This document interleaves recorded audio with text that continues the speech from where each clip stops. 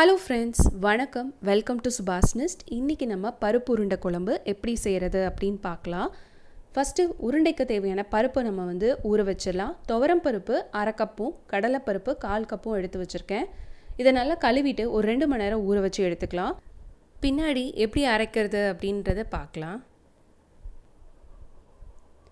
இப்போ இஞ்சி 1 டீஸ்பூன் அளவுக்கு நல்லா தட்டி எடுத்து வச்சுருக்கேன். பூண்டு 1 டேபிள் ஸ்பூன் தட்டி எடுத்து வச்சுருக்கேன். புளி நல்லா திக்காக கரைச்சி 1 கப் அளவுக்கு எடுத்திருக்கேன் குழம்புக்கு. தேங்காய் குழம்புக்கு 1 டேபிள் ஸ்பூன் அளவுக்கு நல்லா நைஸாக அம்மியில் அரைச்சி எடுத்துக்க போகிறேன். இப்போ நைஸாக அரைச்ச தேங்காவை நம்ம எடுத்ததுக்கப்புறம் அதை கழுவின தண்ணி இருக்கும் இல்லையா, அதையும் நம்ம இதுக்கு யூஸ் பண்ணிக்கலாம். அந்த தண்ணியில் நான் 3 டேபிள் ஸ்பூன் அளவுக்கு மல்லித்தூள் சேர்த்துக்க போகிறேன்.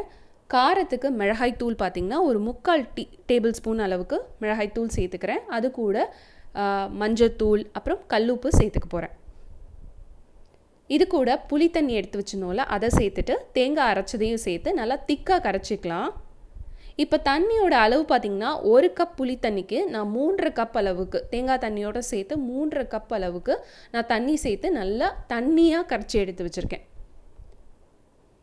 இப்போ எண்ணெய் காஞ்சதுக்கப்புறம் பட்டை, கிராம்பு, அதுக்கப்புறம் பூண்டு, சோம்பு இதெல்லாம் நல்லா நுணுக்கி சேர்த்துருக்கேன்.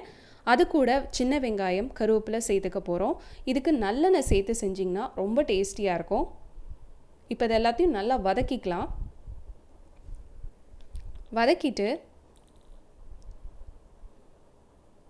இது கூட தக்காளி நான் சேர்த்துக்க போகிறேன். ஒரு அரை தக்காளி அளவுக்கு நான் சேர்த்துக்க போகிறேன். ஏன்னா ரொம்ப புளிப்பாக இருந்ததுனாலும் நல்லா இருக்காது இல்லையா, ஏற்கனவே நம்ம புளி சேர்த்துருக்கோம். அதனால் இப்போ தக்காளி நல்லா வதங்கினதுக்கப்புறம் நம்ம கரைச்சி எடுத்து வச்சிருந்தோம் இல்லையா குழம்பு, அதையும் நம்ம இது கூட சேர்த்துக்க போகிறோம்.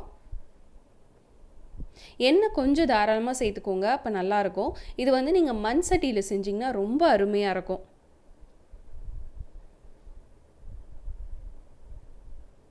இப்போ நம்ம கரைச்சி வச்சிருந்த குழம்பு சேர்த்தாச்சு. இது நல்லா கொதிக்கட்டும். அதுக்குள்ளே நம்ம உருண்டைக்கு தேவையான பருப்பு ரெடி பண்ணிக்கலாம்.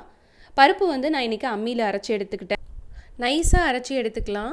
அது கூட கருவேப்பிலை, கொத்தமல்லி, மஞ்சத்தூள், மிளகாய்த்தூள், உப்பு, அப்புறம் கொஞ்சமாக தேங்காய் துருவல் சேர்த்துருந்தேன். மிளகு, சீரகம், இஞ்சி, பூண்டு இது எல்லாமே தட்டி சேர்த்துருந்தேன். சோம்பு நல்லா தட்டி நுணுக்கி சேர்த்துக்கோங்க. இப்போ அது கூட வெங்காயம், அதுக்கப்புறம் தேங்காய் துருவல் நான் சொன்ன மாதிரி இது எல்லாத்தையும் நல்லா பெசரி எடுத்துக்க போகிறோம்.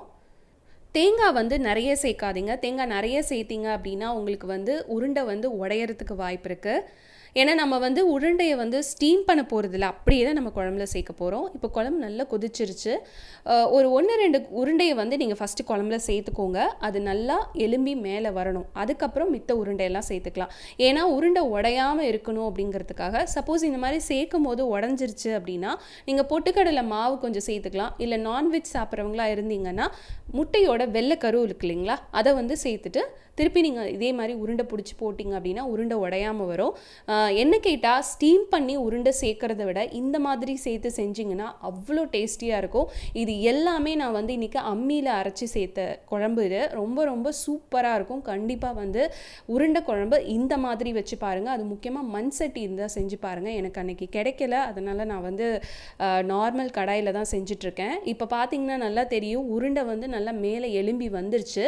இந்த ஸ்டேஜில் நம்ம மித்த உருண்டைகள்லாம் நம்ம சேர்த்துக்கலாம். உருண்டை சேர்த்ததுக்கப்புறம் குழம்பு நல்லா கிண்டக்கூடாது. அதனால் உருண்டை சேர்த்துட்டு ஒரு 10 நிமிஷம் நல்லா கொதிக்க விட்டுட்டிங்கன்னா உருண்டை நல்லா வெந்துடும். எண்ணெய் பிரிஞ்சு வரும், அதுதான் பக்குவம். அது வரும்போது ஸ்டவ்வை ஆஃப் பண்ணிவிட்டு அப்படியே விட்டுருங்க. சூப்பரான உருண்டை குழம்பு தயாராகிடுச்சு. கம கமன் வாசனையாக மதியான லஞ்சுக்கு காய்கறி இல்லாதப்போ இந்த மாதிரி உருண்டை குழம்பு கண்டிப்பாக செஞ்சு பாருங்கள். சூப்பரான உருண்டை குழம்பு தயார். இந்த குழம்பு பிடிச்சிருக்கு அப்படின்னா கீழே கமெண்ட் பாக்ஸில் கமெண்ட் பண்ணுங்கள். இந்த வீடியோ பிடிச்சிருந்தது அப்படின்னா நம்ம சேனலை சப்ஸ்கிரைப் பண்ணிக்கோங்க. நன்றி.